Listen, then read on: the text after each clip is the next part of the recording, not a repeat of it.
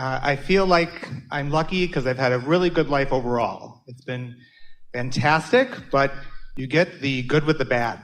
And it's kind of like a roller coaster.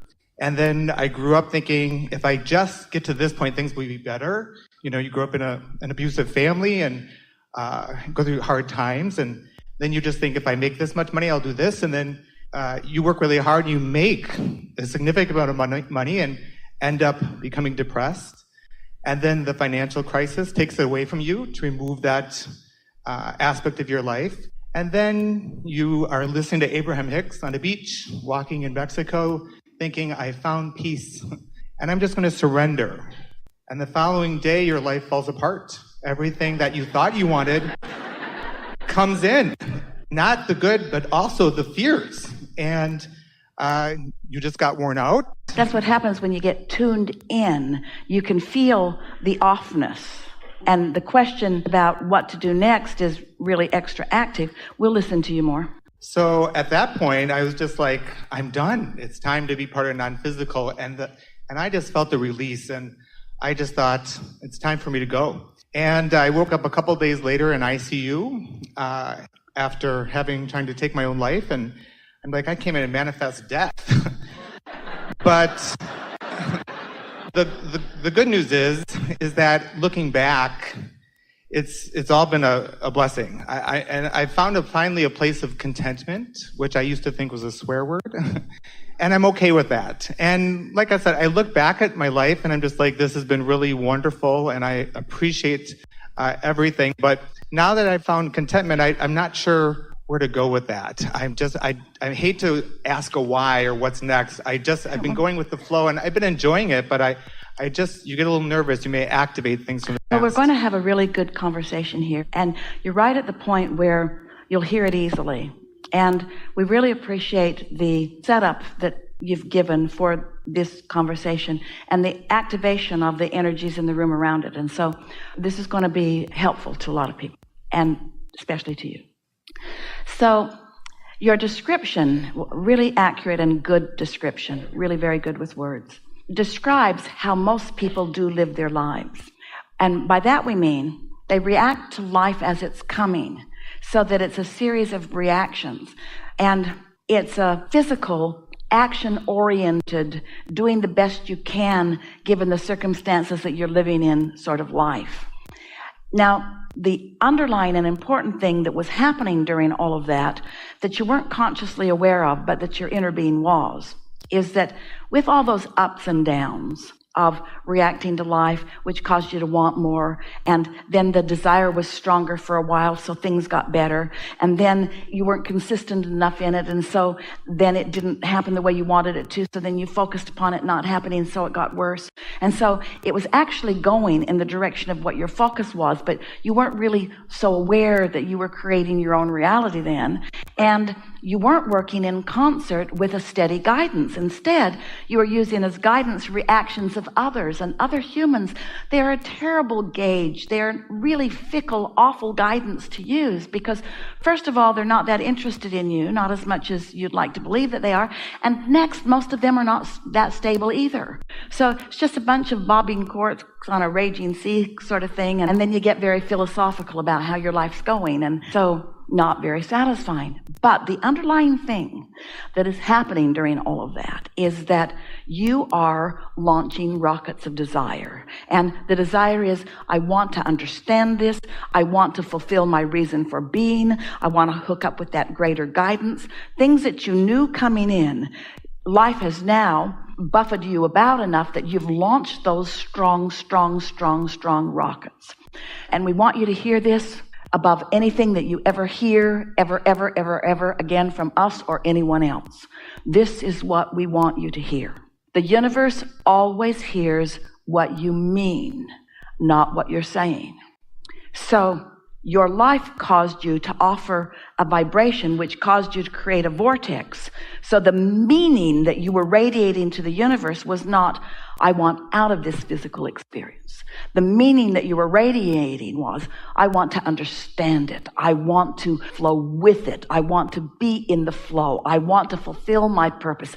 I want to understand. I want to be deliberate. I want to have steady control of my own life experience. And so you did create that just right, because what you thought you wanted, which was the bailing out of all the resistance, you didn't want out of life. You wanted out of the resistance, you see. And so your inner being, even with all of that intentionality, still helped you to accomplish what you really want, which is a stronger than ever zest for life and understanding about life. Is that helpful? We really want that to be helpful, because for you to say, I can't even kill myself well,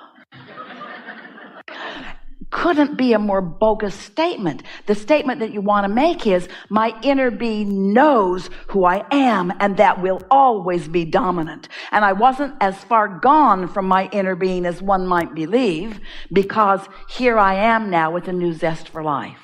Yes? Appreciate that. Yes, thank you. So now, fast forward to now, and you heard all of that. You got all of that. We know you got all of that. So now what? What's this moment in time about? So I feel like the weight's off a bit. So going forward, so what happened was, we were ready to reveal to you a resistance lifting experience, and you were ready to receive it and did. Is that what just happened? Yeah, and I feel like I just now I want to do a little more of fine tuning going forward, because I feel like I found a good flow, and I'm happy. And I've got great things coming into my life.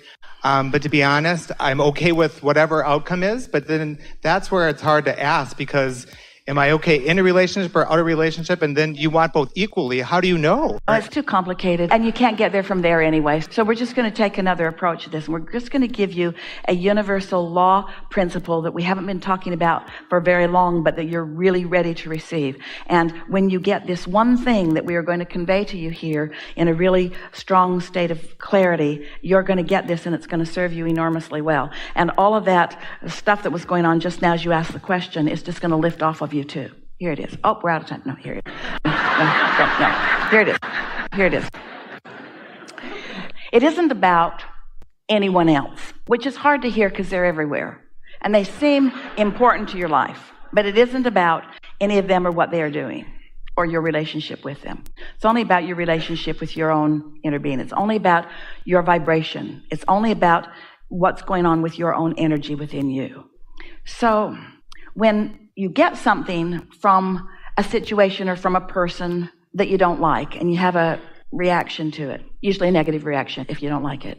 If you could say to yourself, there's only attraction, there's only attraction, there's only attraction, there's only attraction. There is no assertion. So nobody else asserted that. Not God, not that person. Nobody has asserted anything. It's only attraction. I attracted this. Well, sometimes that's a really sucky thing to hear from yourself about yourself, because you don't want it, and why would you attract something that you don't want? But start there. It matters that you start there. There's only attraction, only attraction, only attraction, only attraction. There's no assertion. Only attraction, only attraction, only attraction. So here, Esther just had this epiphany really recently. Here's the thing that we really want you to hear. You know why that's so surprising and maybe even concerning to you? Because you thought you had more control over your life and others with your words than you do, with your action than you do. It's attraction, attraction, attraction, attraction, attraction. It's vibration, vibration, vibration, vibration, vibration. Doesn't matter what your words are. It's what you're feeling about something. And what causes the confusion, every bit of that confusion that you were introducing into the conversation here, is because you say things and therefore you think you believe those things because you've been saying them for a long time. But the universe responds to you what you're offering vibrationally. That's why you didn't die. Your words were about that. Your action even was about that. But your vibration was something very different from that. Oh, you're going to find such clarity and freedom when you finally own up. Esther had an experience with someone that she has a big reason to care about, where her steady words for a long period of time were as if they didn't exist at all. And Esther had to realize, oh my God, I've got a vibration going that is different from my words, and that's why I'm getting this. And the contradiction that was going on in Esther's mind is, no, that's not what I believe, because that's not what I say. Doesn't matter what you say. What you say is rarely in harmony with what you believe. The universe does not respond to what you say. The universe responds to your vibration. And your vibration is what's real, you see. Your vibration is your realness. And so don't ask the universe to respond to you differently than what you're offering vibrationally, which means you got to own it. You got to own it. And sometimes it's a little shocking when you say, well, I'm saying I love you, but I really resent you. I'm saying I'm proud of you, but I really think you could be doing so much better. I say I want to be with you forever, but really, I don't care if I ever see you again right now because I am so mad at you. So you've got yourself all confused because what you're offering vibrationally and therefore what the universe is delivering to you don't jive, and then you want to blame it on all of them and read all the books about all the behaviors and all of the patterns and all of the studies and all of the stuff that just keeps you in a constant state of upheaval, when all it ever really comes down to is you're not owning how you feel. Sometimes what you feel is the right thing. Sometimes that is an asshole. And so for you to try to make yourself the wrong one because you want to be spiritual. So you want to own how you feel. Now, here's where it gets clear. Your inner being does not feel that way about them. You do. You don't want to feel that way about them, but you do. You got some aligning to do with your inner being that doesn't have anything to do with them. The bottom line is you're a lover. And just because they're not lovable doesn't mean that you are not a lover. So you don't do this to control the behavior of others. You do it to come in alignment with who you are. You gotta love. You gotta love. You gotta love you. You gotta love the others. You gotta trust. You gotta trust you. You gotta trust the universal forces. Is this a little bit helpful? Can you sort of get where we're going with this? Let's just recap, because again, we're over the segment. You are offering a vibration that often you don't want to own or admit because it doesn't fit in with the patterns that you've decided are the appropriate behavior for whatever. And so it's a constant awareness and alignment process of figuring out what your inner being is thinking right now, right here about this. Because your inner being is always right on. Your inner being walked every step with you. Your inner being experienced every beating you experienced. Your inner being knows all the people you ever knew. Your inner being knows all those ups and downs that you lived. Your inner being knows what you launched, the rockets of desires, every single one of them. And your inner being rode the rocket every single time and took the evolution that your life produced for you. Your inner being just got there first. So your inner being stands in this attitude of enormous appreciation of the life that you've lived and the expansion that you've caused, and holds that vibration so steady that you can't miss it. And when you use words to deceive yourself of what you're really feeling, you can't get back on track. Did you hear what we just said? If you're pretending through your words and action that you mean something different than you really do, then you're not ever going to sort it out.